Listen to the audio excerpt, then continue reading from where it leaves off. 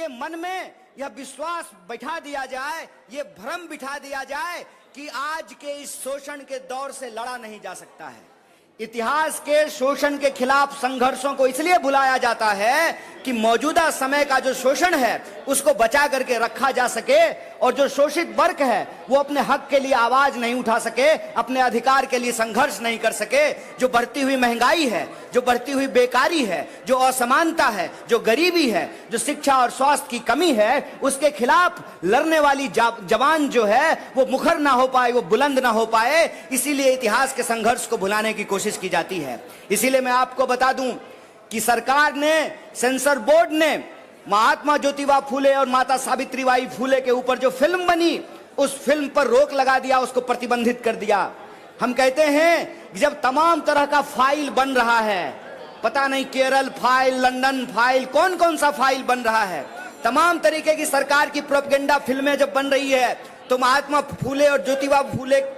और सावित्रीबाई फूले के ऊपर जो बनने वाली फिल्म है उसको क्यों बंद किया गया है? उसको इसलिए बंद किया गया है कि देश के भीतर जो शोषित पीड़ित लोग हैं वो अपनी आवाज को बुलंद नहीं कर सकें। इसीलिए हम आप तमाम बिहार के नौजवानों और विद्यार्थियों से अपील करते हैं, कांग्रेस पार्टी के एक एक कार्यकर्ता से अपील करते हैं, साथियों हमारे कंधे पे एक बहुत बड़ी जिम्मेवारी है। हमारे कंधे पे जिम्मेवारी है इस देश की आजादी को बचाने का, हमारे कंधे के ऊपर जिम्मेवारी है इस देश के संविधान को बचाने का। और हमको यह जो काली टोपी का काला कारनामा है इसके खिलाफ व्हाइट टी शर्ट पहन करके, न्याय योद्धा बन करके, संविधान सेनानी बन करके हमको अपने आजादी की रक्षा करना पड़ेगा, हमको अपने देश और संविधान की रक्षा करना पड़ेगा। इसीलिए बिहार के भीतर,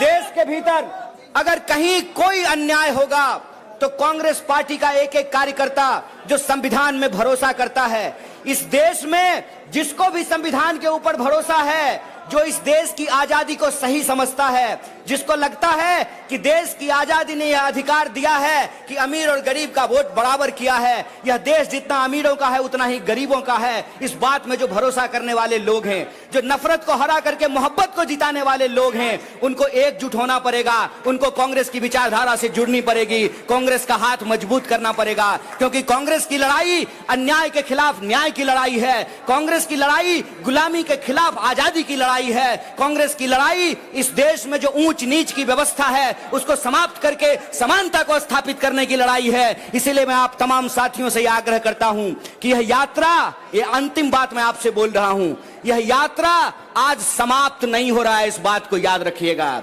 यह अंजाम नहीं है, आगाज है, इस बात को याद रखिएगा। इस बात को याद रखिएगा कि बिहार जब जब करवट लेता है देश बदलता है, और देश के इस बदलाव में बिहार के जो तमाम छात्र और नौजवान हैं कदम से कदम मिला करके इस आंदोलन में, इस जन आंदोलन में हिस्सा लें। और कांग्रेस पार्टी को हम शुक्रिया अदा करना चाहते हैं, हमारे नेता सचिन पायलट का, यूथ कांग्रेस का, एनएसवाई का, और एक एक वो व्यक्ति जो यात्रा में यात्री बन करके चला है, जो पेंडिंग भर्ती वाले हमारे नौजवान साथी हैं, हम सबका धन्यवाद करना चाहते हैं कि आपने जन संघर्ष का एक मंच दिया है। बदलाव की चाहत रखने वाला एक एक इंसान इस जन संघर्ष के मंच से जुड़ेगा और बिहार में बदलाव होगा। ये अंजाम नहीं है, ये आगाज है, ये आगाज है कि हम बिहार में बदलाव करेंगे। बहुत बहुत शुक्रिया, बहुत बहुत धन्यवाद। चलिए, बहुत धन्यवाद। इस यात्रा में निश्चित तौर पे